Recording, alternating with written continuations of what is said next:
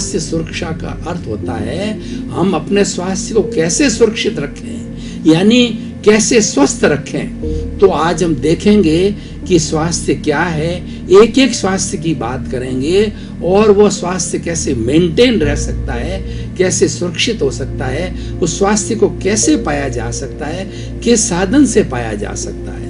भाई और बहनों, दर्शकगण, श्रोतागण, वर्ल्ड हेल्थ ऑर्गेनाइजेशन जो कि स्वास्थ्य का सबसे बड़ा विश्व का ऑर्गेनाइजेशन है, उन्होंने स्वास्थ्य के संबंधी परिभाषा दी है कि जिस व्यक्ति के physical health, mental health, emotional health, spiritual health एवं जो है अपना सोशल हेल्थ रहती है, वह व्यक्ति स्वस्थ होता है।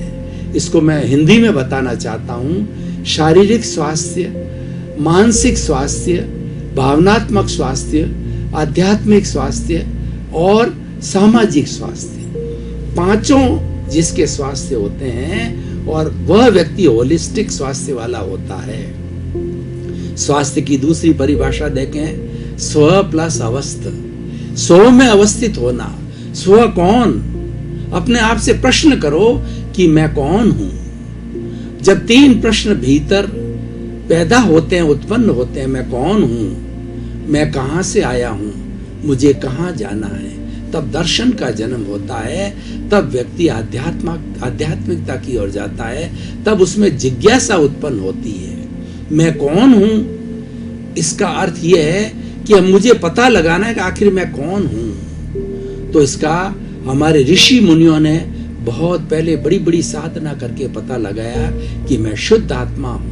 मेरे भीतर जो विराजमान है वह शुद्ध आत्मा भगवान है और वो 84 लाख जीवा योनि प्राणियों के हर एक के भीतर में वही शुद्ध आत्मा भगवान है। मात्र जो अंतर ये है कि हर एक को अलग अलग शरीर क्यों मिला है, वो हर एक के कर्मों का बोझ अलग अलग है, हर एक के कर्म अलग अलग हैं। इस कारण से हर एक को अलग अलग शरीर मिला है उसका भुगतान करने के लिए। ये शरीर अपने कर्मों को भोगने के लिए मिला है और शरीर कर्म भोगने के बाद में इस जन्म के जितने जितने कर्म हम भोग लेते हैं तो ये शरीर जो है समाप्त हो जाता है और फिर जो आत्मा दूसरी योनि में चली जाती है और वहां के जो कर्म होते हैं वो भुगतती है। साइकिल चलती रहती है जब तक कि सारे कर्म भुगत लिए नहीं जाते हैं, सारे कर्मों का डिटैचमेंट, निर्जरा नहीं कर ली जाती है, एक एक कर्म को खपा लिया नहीं जाता है, तब तक आत्मा सिद्ध, बुद्ध और मुक्त नहीं हो सकती है। तो मैं बात कर रहा था फिजिकल हेल्थ की, शारीरिक स्वास्थ्य।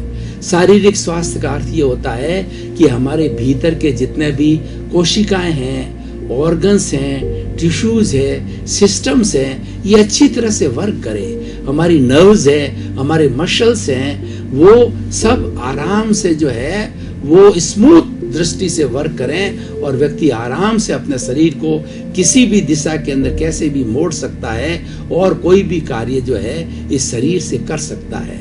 फिजिकल हेल्थ के लिए हमें क्या करना चाहिए, उसके लिए जो है पतंजलि योग सूत्र के अंदर आसन और प्राणायाम बताया गया है। आसन का अर्थ होता है कि जितने हमारे पक्षी है, जिन जिन आसनों के अंदर जिन जिन पोस्चर में वो बैठते हैं, वही पोस्चर अगर व्यक्ति करे तो वो एक आसन होता है। और नॉर्मल वे में व्यक्ति आराम से बैठता वो सुखासन कहलाता है। मयूरासन, पंकासन और सर्पासन, शवासन, ताड़ासन, इस तरीके से बहुत सी तरीके का आसन है। उन आसनों को जो है व्यक्ति करे तो उससे क्या होता है कि हमारी बॉडी के जितने भी नर्व्स हैं और बॉडी का जितना भी ब्लड सर्कुलेशन है वो फास्ट होता है, कहीं पे ऑब्स्टेकल नहीं आता है और शरीर मुलायम रहता है।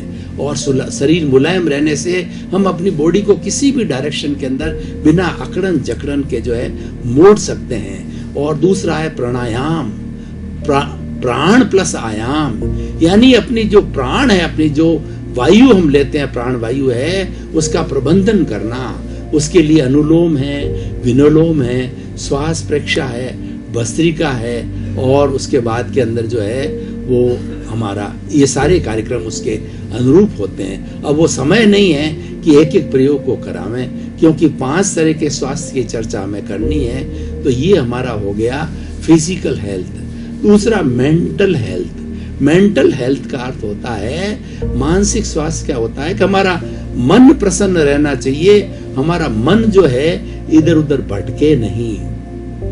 शरीर के लिए कहा गया है कि शरीर चलता फिरता रहना चाहिए, शरीर एक जगह बैठा नहीं रहना चाहिए, और जो मन है वो स्थिर रहना चाहिए, मन खूंटे बंधा हुआ रहना चाहिए। बहुत से लोग जो ये शिकायत करते हैं कि जब ध्यान करने बैठते हैं, मेंटल हेल्थ के लिए मेडिटेशन सबसे बड़ा अच्छा प्रयोग है। हम ध्यान करते हैं तो ध्यान करने से हमारा मन जो है एक जगह एकाग्र हो जाता है, इधर उधर घूमता नहीं है। पर लोग ये शिकायत करते हैं जब ध्यान करने बैठते हैं तो हमारा मन जो है ज्यादा विक्षिप्त होता है, इधर उधर ज्यादा जाता है। नॉर्मल वर्क करने समय में इधर उधर नहीं जाता है, लेकिन जो ध्यान करने बैठते हैं तो मन इधर उधर बहुत ज्यादा भटकता है। तो उसके लिए मैं सॉल्यूशन बताता हूँ भाई और बहनों, दर्शकगण, श्रोतागण, कि मन भटके तो मन क्या होता है। मन के लिए कहा गया, मन लोभी मन लालची मन चंचल मन चोर, मन के मते न चालिए पलक पलक मन। और इसको बंदर की संज्ञा दी है।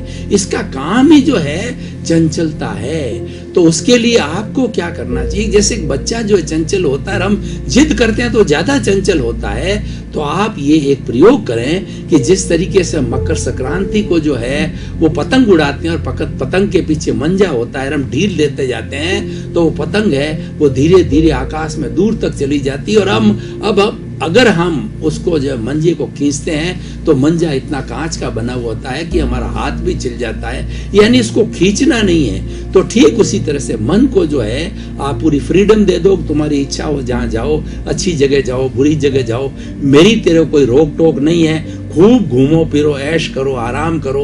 तो मन क्या करेगा, थोड़ी देर बाद में आपके खूंटे बन जाएगा। मन किस लिए भटकता है, हम मन को रोकते हैं, मन पर दबाव डालते हैं, मन पर अंकुश करते हैं कि इधर उधर क्यों भाग रहा है। तो जो जो अंकुश करते हैं वो ज्यादा ज्यादा भागता है, उसको छूट दे दो, जाने दो, तो जो अपने आप जो है वो एक जगह खूंटे बन जाएगा।